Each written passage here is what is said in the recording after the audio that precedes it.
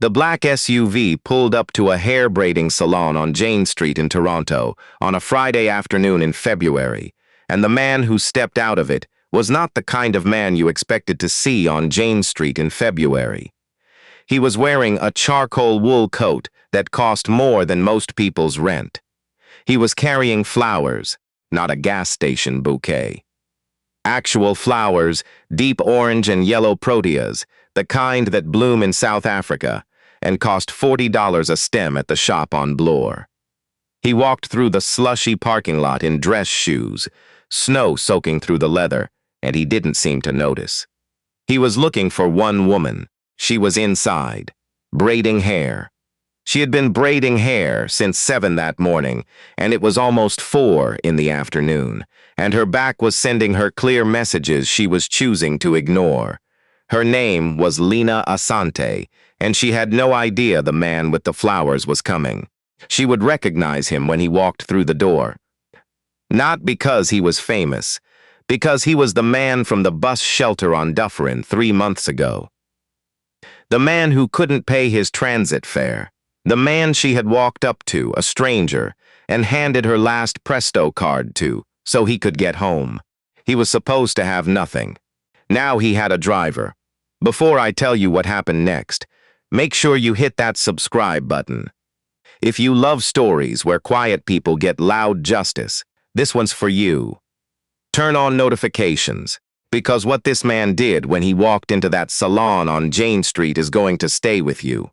Let me take you back to November. Lena Asante did not usually take the bus. He had a company car, a parking spot, an assistant who handled logistics. But on a Tuesday in November, he was in Etobicoke alone, without his phone, without his wallet, without anything except the clothes on his back and $20 in his coat pocket, because that was the rule his grandmother had set before she died. Declan was 39 years old. He was the founder and CEO of Asante Capital, a private equity firm with offices in Toronto, London, and Accra. His portfolio spanned renewable energy, affordable housing development, and tech infrastructure.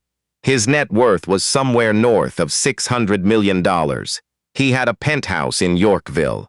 He had a house on Lake Simcoe that he visited twice a year. He had 3 employees whose entire job was to manage his schedule, and none of them knew where he was that Tuesday.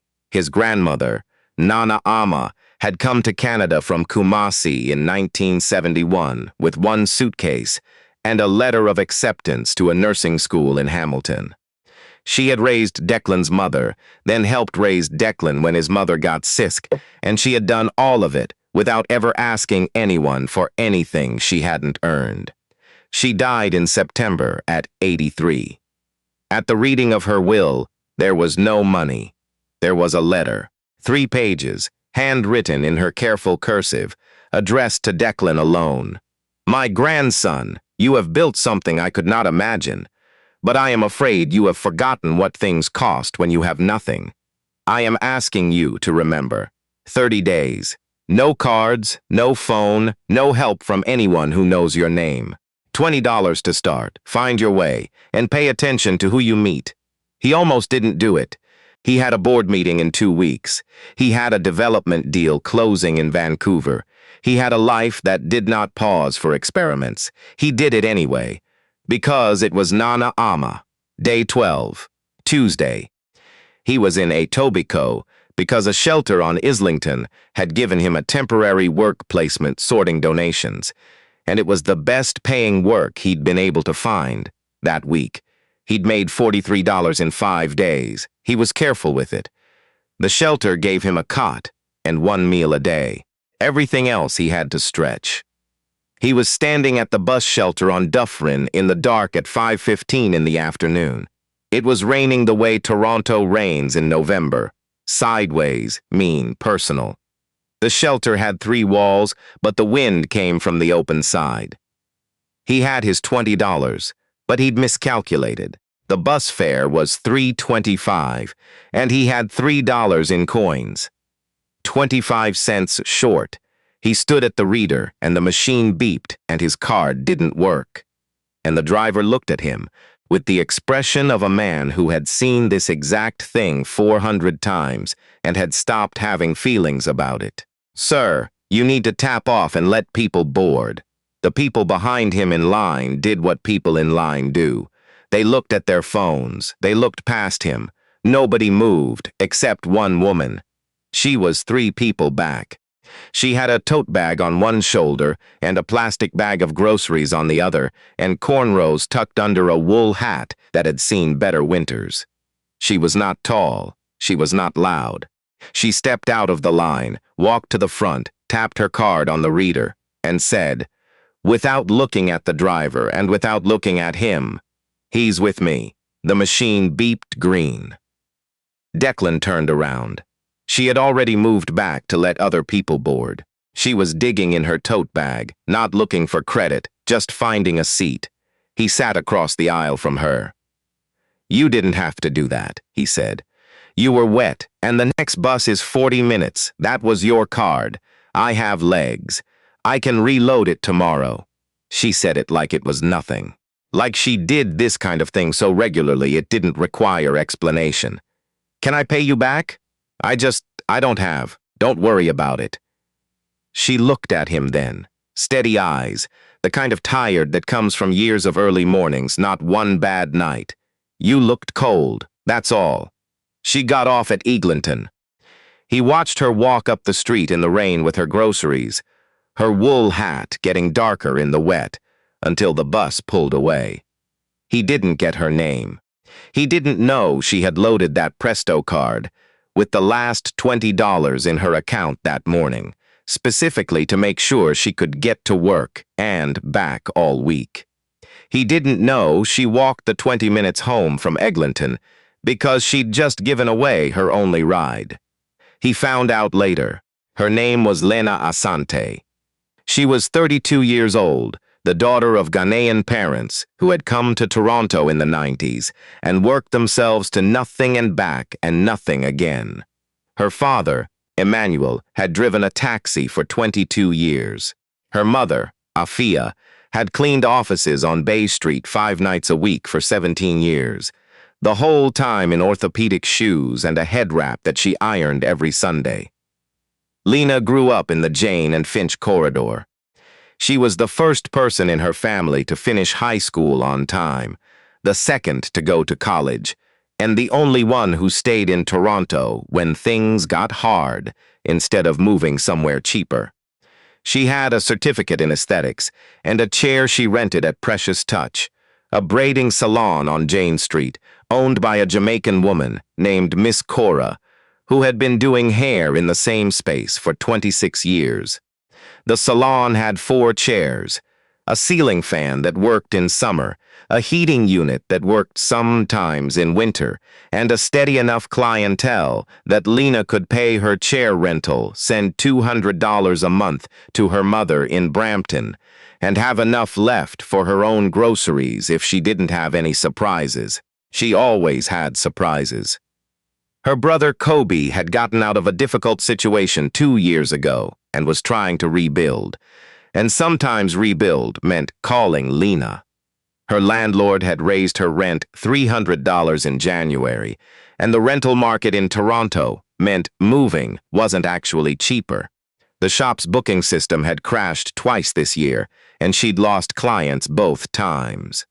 Her equipment, her professional braiding kit, her steamer, her good scissors, was getting old, and she didn't have the $400 to replace what needed replacing. She had a notebook in her tote bag.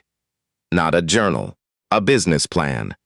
Pages and pages in her small, precise handwriting. She wanted her own salon.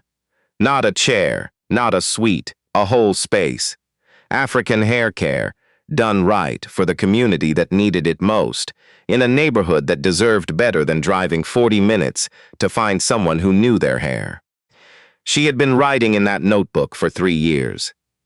She needed capital she didn't have and didn't know how to find. Every morning at 5:45 she was on the bus, and every night after 9 she was going home with arms that ached and plans she hadn't given up on yet. Now check that subscribe button before I go any further. If this story is already doing something to your chest, imagine where it ends up. Declan spent 18 more days on the streets of Toronto. He slept at shelters on Spadina and Weston Road. He ate at community kitchens and learned the difference between the ones that treated you like a problem and the ones that treated you like a person. He learned that the line at the sistering drop-in on Bloor formed at 8, but you had to arrive at 6 if you wanted the good soup. He learned that the TTC's warmth policy, which is supposed to allow people to wait in stations during cold weather, is applied differently depending on who's watching and what you're wearing. He met a man named Harold who had been an accountant for 20 years before his depression took everything. Harold still did other people's taxes in his head, for free, while they waited in soup kitchen lines. "Here, I'll tell you what you're missing," Harold said. "You're probably owed money. People in your situation almost always are." He met a woman named Precious, not the salon owner, a different Precious, who had 3 kids, and a social worker she met with every 2 weeks, and a brain that could have run a company if anyone had ever given her the door. She was building a daycare cooperative in her building's unused common room, one toy at a time. He met people who had fallen through every gap the system was supposed to fill, and every night on a cot in a room that smelled like industrial cleaner and other people's hard luck. He thought about the woman on the bus, the rain, the tap of a card. "You looked cold." That's all. He replayed it because it had been so simple, not dramatic, not calculated, not performed. Just one person deciding another person's cold mattered. On day 30, he called his assistant from a payphone at a Tim Hortons. "Get me a private investigator, someone good. I need to find a woman. She was at the bus shelter at Dufferin and Bloor, November 12th, around 5:15. She took the 29 Dufferin going north. She got off at Eglinton. She had cornrows, a wool hat, a tote bag, a plastic bag of groceries. She tapped her Presto card to pay my fare." Silence. "Sir, are you all right?" "I'm fine. This is important. Can you find her?" "I can try." It took his team 4 days. Transit security footage from the shelter at Dufferin Station. A partial view of her Presto card tap at the Eglinton stop. A cross-reference with registered card accounts, Lena Asante. Cardholder since 2019. The card she used was reloaded that morning. $20 exactly, the only transaction on the account that week. She had given him her whole week's transit money and walked home in the rain. His assistant brought him the file. He sat with it for a long time. Find out everything else. What does she do? Where does she work? What's her situation? The second file took 2 more days. Precious Touch Salon, Jane Street. Chair rental, not owner. Notebook full of business plans. Rent increase she was barely absorbing. A brother she was quietly supporting. A mother in Brampton she sent money to every month without fail. A bank account that on the day she gave him her last $20 of transit money had $64 in it. $64. And she had said, "Don't worry about it." He put the file down. He stood up and walked to the window of his Yorkville penthouse and looked at the Toronto skyline. He had built things in this city. He had financed buildings, funded startups, appeared in Report on Business twice. He had lived in this city for 15 years and driven past Jane Street 100 times without ever stopping. He made 3 decisions. He made them in the order his grandmother would have made them. First, find out if Lena was who she seemed to be. Not just one kind moment, but consistently. Second, find out who and what was standing in her way. Third, do something that couldn't be undone. Over the next 6 weeks, he sent people to Precious Touch. He sent an elderly woman who spoke only Twi, nervous and new to the neighborhood. Lena switched into Twi mid-sentence without making a production of it, finished the appointment, walked her to the bus stop, and gave her the phone number for a Ghanaian community center on Lawrence. "Auntie, you're not alone here." He sent a teenage girl who had damaged her edges with box braids that were too tight, embarrassed, and close to tears when she sat down. Lena spent 20 minutes just talking to her before she picked up a tool. She charged her half price. She gave her a printed sheet of tips for edge care. "Come back in 6 weeks, and we'll check on you, okay?" He sent a mother with 2 small children who had no appointment and no money, and had clearly just needed somewhere warm to sit for a few minutes. Lena gave the kids juice boxes from the mini fridge, braided the mother's daughter's 2 front sections for free, and let them stay until the youngest one stopped crying. 4 visits, 4 times. Declan read every report. "She's real," his assistant said. "Not performing. Not calculating. She just does this." Then he turned his attention to the building. Lena's notebook, the pages his team had photographed from a copy she had submitted to a small business grant application she ultimately didn't get, contained more than a dream. It contained a market analysis of hair care deserts in northwest Toronto, foot traffic data she had collected herself over 6 months, a pricing model, a projected client roster, a supplier list. It was better research than half the pitch decks that crossed his firm's desk. She had applied for the grant, been rejected with a form letter, and gone back to her chair at Precious Touch the next morning at 7. He found the building she'd been eyeing. She'd circled it in the notebook. A former convenience store on Jane, 2 blocks from the salon. Vacant for 8 months. The landlord was asking for commercial rates that no single-chair stylist could afford. Declan bought the lease. He didn't tell her. He came to the salon as a client. Not for hair, obviously. He called ahead, said he was looking for someone to help him with an event. A corporate gala, African-inspired hair, looks for a photo activation. It was plausible enough. Miss Cora took the call and told Lena, and Lena took the appointment because a corporate booking paid double. He walked in on a Wednesday afternoon in December.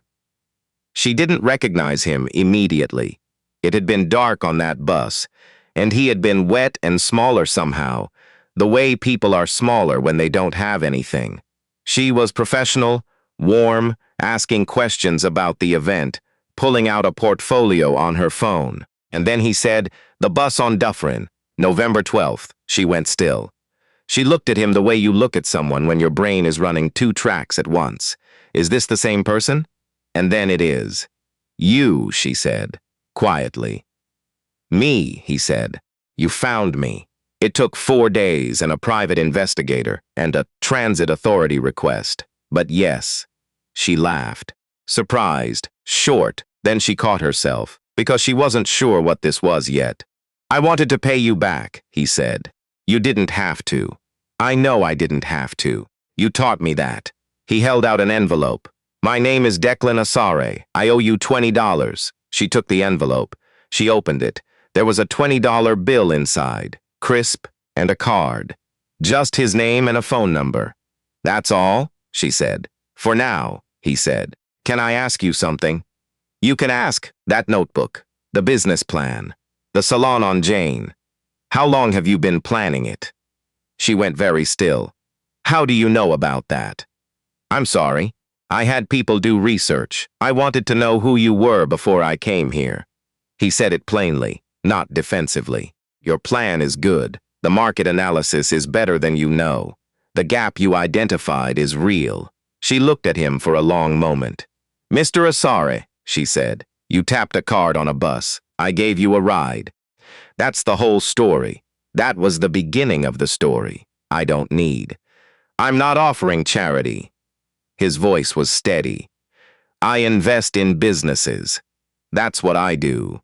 And I've been looking at your plan, and I'm telling you as someone who has read hundreds of pitch decks, yours is worth something.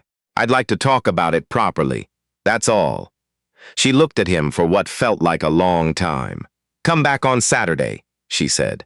"I close at 6. You can have half an hour." He came back on Saturday. The half hour became 2 hours. She showed him the notebook. All of it.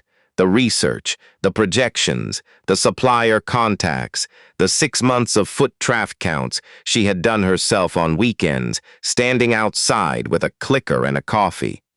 She knew the demographic breakdown of the corridor. She knew which salons were underserving natural hair.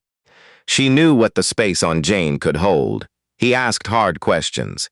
She answered every one. He came back the following Saturday. And the one after that. Different from the first visit, not an investor and a prospect, more like two people from similar worlds, his grandmother's world and her parents' world, sitting across a salon chair, talking about what it costs to build something when you have nothing to start with. She told him about Emmanuel driving the taxi for 22 years. He told her about Nana Ama's nursing school letter of acceptance and one suitcase. Same generation, he said. Same stubbornness, she said. She made him tea on the third Saturday. The good kind, Ghanaian ginger tea in a real mug, not a paper cup. He stayed until nearly 9 o'clock, which was past when Miss Cora locked up, so they sat outside on the steps and kept talking while the Jane Street buses went past. It was the most honest conversation he'd had in years, possibly since Nana Ama. He did not tell her what he had already done. He was not ready for that, not yet. In January, the building that would become Asante & Co. Hair Studio received its first inspection. Declan had quietly negotiated the commercial lease, registered the space, and begun the permit process through a numbered company. He hired a contractor from the Ghanaian community, a man named Kojo who had been doing commercial fit-outs in Toronto for 15 years. He told Kojo what it needed to be. Local feel, warm, enough chairs for 6 stylists, a back room for training, a waiting area with real chairs, not plastic ones. He told him what colors Lena had used in her notebook sketches, because she had drawn it, the whole thing in precise detail in the back pages. The waiting area, the mirrors, the color of the walls. He used her drawings, he did not tell her. In the meantime, something else had been building. His attention had come to a woman named Sandra Thibault, a city councilor who represented the ward that included the Jane Street corridor. Sandra Thibault had been quietly advocating against street-level renewal in the area, blocking a community improvement grant that would have benefited small businesses on Jane, and steering commercial tax incentives toward developers who had plans to gentrify the corridor, bringing in chains, pushing out the stores that had served the neighborhood for decades. Miss Cora had applied for the community grant, so had 4 other small business owners on Jane. All 5 rejections had come with the same form letter. No explanation, no appeal process. Declan's team spent 3 weeks on Sandra Thibault. What they found was not criminal, but it was documented, clearly, carefully. The grant rejections correlated with applications that didn't align with a particular development group's interests. The same development group that had contributed to Thibault's last 2 campaign fundraising events. Every correlation was traceable. Every document was public record if you knew where to look and had the patience to find it. He compiled a report. He waited. In February, a letter arrived at Precious Touch addressed to the salon, not to Lena specifically. It was from the city. The building's commercial occupancy permit, held by Miss Cora's landlord, was under review for failure to meet updated commercial standards. The salon could be required to vacate within 60 days pending inspection results. Miss Cora called Lena. Lena called Declan. She didn't know why she called him. She had his card. She had put it in the notebook next to her business plan, which felt appropriate. She had known him for 2 months. He came on Saturdays and asked good questions and drank ginger tea. She did not know how to explain why he was the first person she called. "They're going to close the salon," she said. Miss Cora's had that space for 26 years. There are 4 women working out of there. If we lose the space, when did the letter come? Today. Send me a photo, right now. She did. He read it. Lena. Open the salon Monday morning. Same as always, Declan, if we operate without a clean permit review. I know. Trust me. Do you trust me? A pause. 2 months of Saturdays. Ginger tea. Her drawings on the back pages of her notebook. Yes, she said. Then open Monday. I'll handle the rest. What does that mean? There was a brief silence. It means Nana Ama always said that when someone tries to close a door on you, you stand in the doorframe until they run out of reasons, and then you open a better door. She didn't fully understand that. She would. Monday morning, Lena opened Precious Touch at 7 as usual. By 10, there were 2 city bylaw officers outside. By 10:15, a black SUV had parked on Jane Street. Declan walked into the salon in his charcoal coat with the orange and yellow proteas and a manila folder, and the first thing Lena thought when she saw him was that he was not the same man who had stood wet and small in a bus shelter on Dufferin. He was large now. Not physically larger, but the way he moved, the way he stopped in the doorway and looked around the room at Miss Cora behind the counter, and the clients in the chairs, and the bylaw officers stepping through the door behind him. He looked like a man who had planned exactly this moment. He set the proteas on Miss Cora's front counter. He looked at Lena, just for a second. She had tongs in her hand and a half-done set of knotless braids behind her, and she was looking at him the way you look at someone when you don't know whether to be relieved or terrified. "My name is Declan Asante," he said to the room, not loudly. "I'm a commercial property investor in the city of Toronto. I'm also the holder of a lease on a commercial space 2 blocks north of here, currently under build-out, which will be opening in approximately 6 weeks." Miss Cora said, "Lord." He opened the folder. He placed documents on the counter, one at a time. 3 weeks ago, I requested records under the Municipal Freedom of Information and Protection of Privacy Act relating to the commercial permit review process for properties on this block.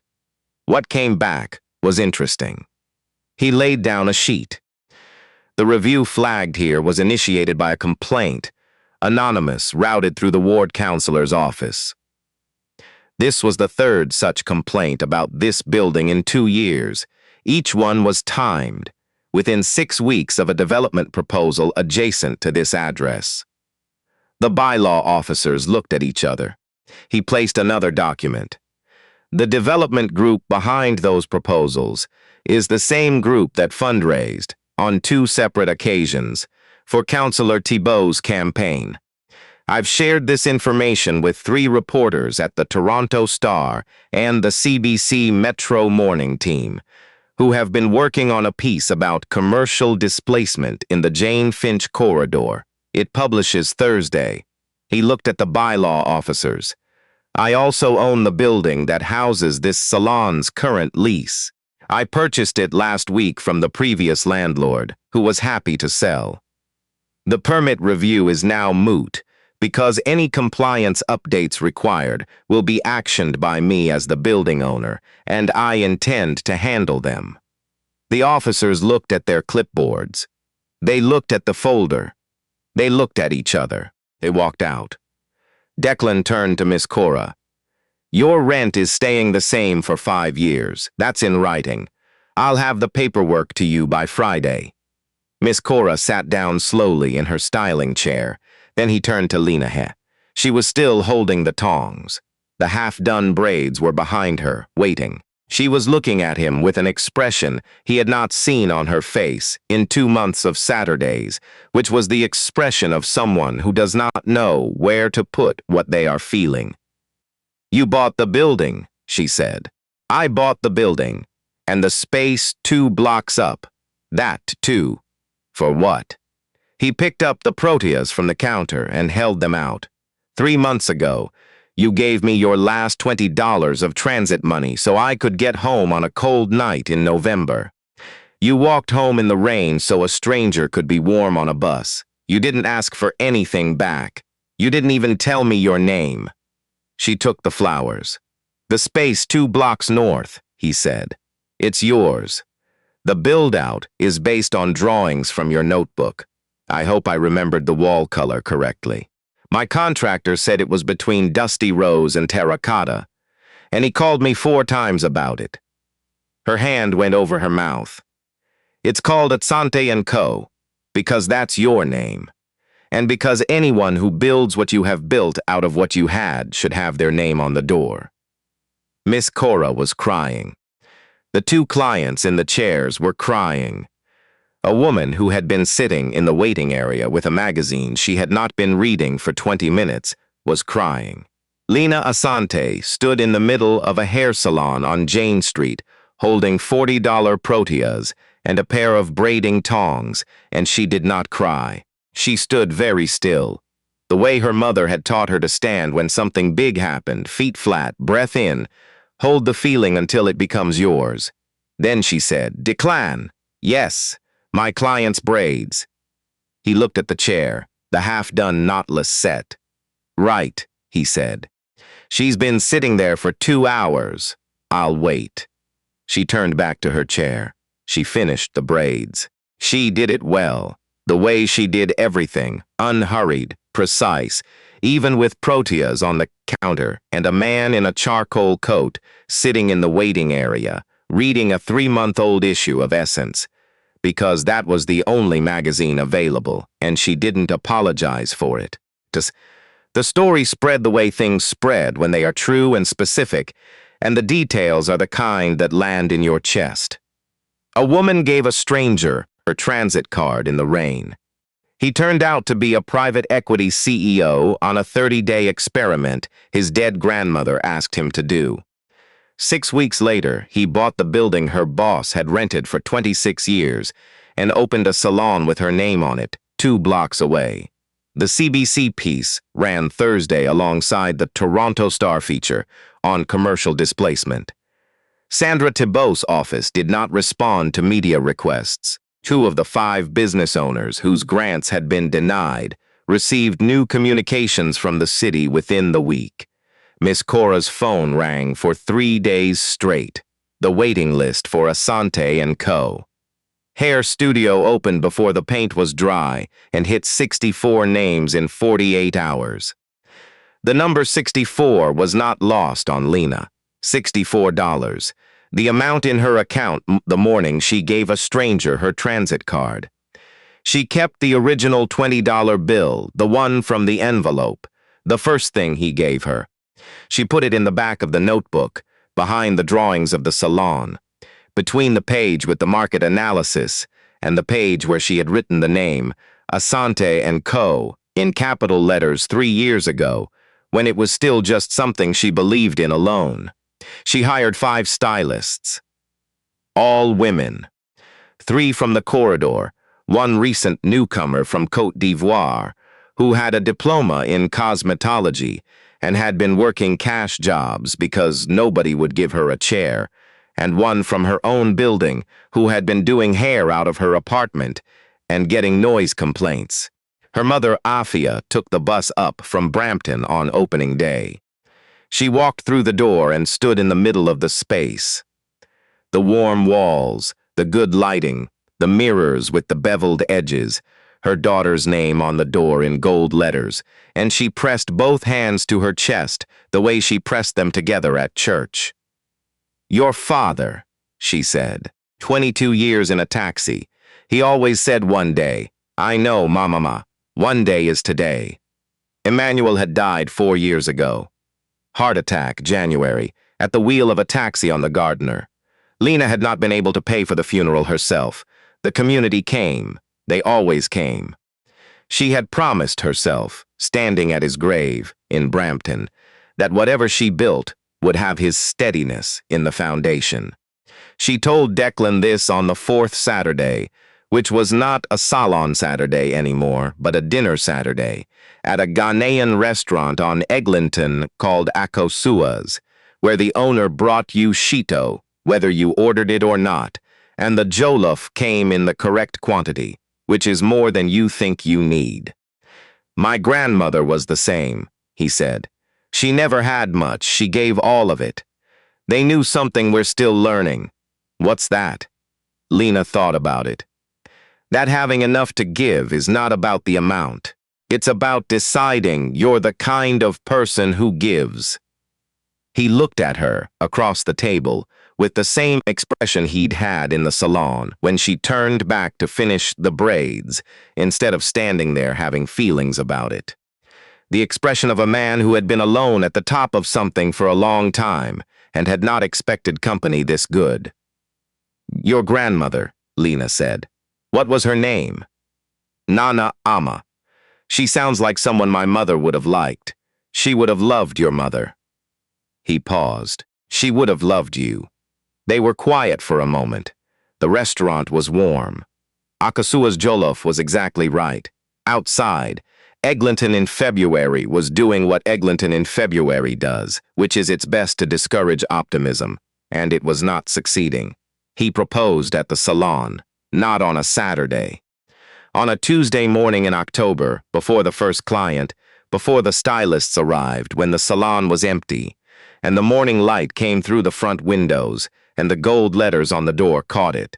He was in jeans and a plain shirt, no coat, no driver. He had taken the bus. Lena Asante, he said. He was on one knee on the warm terracotta floor she had approved from 3 paint swatches, and a long argument with a contractor named Kojo, who had called him 4 times. 3 months before I met you, my grandmother left me a letter that asked me to remember what things cost when you have nothing. I spent 30 days finding out, and on day 12, in a bus shelter on Dufferin, in the rain, I found out something she hadn't anticipated. She looked at him. That what things cost and what things are worth are not the same number. He opened the box. A gold ring, simple band, and on the inside a number. Engraved small. $325, the bus fare. Will you marry me? Not a Surrey capital, not the penthouse, not the SUV. Me. The man who was 25 cents short on a Tuesday. She reached down and took his face in her hands, oil from the salon on her fingers, the smell of shea butter and setting spray in her hair, and she said, You came on the bus today. I did, line 29, line 29. You should have transferred at Wilson. I know. I missed it. The 35 took forever. The 35 always takes forever. Lena. Yes, she said. Obviously, yes. Get up before Kojo drives past and sees you on the floor. He'll never let you forget it. He laughed. She laughed. And she pulled him up by his collar, and he put the ring on her finger, and the gold letters on the door said Asante and Co. And the morning light hit them exactly right.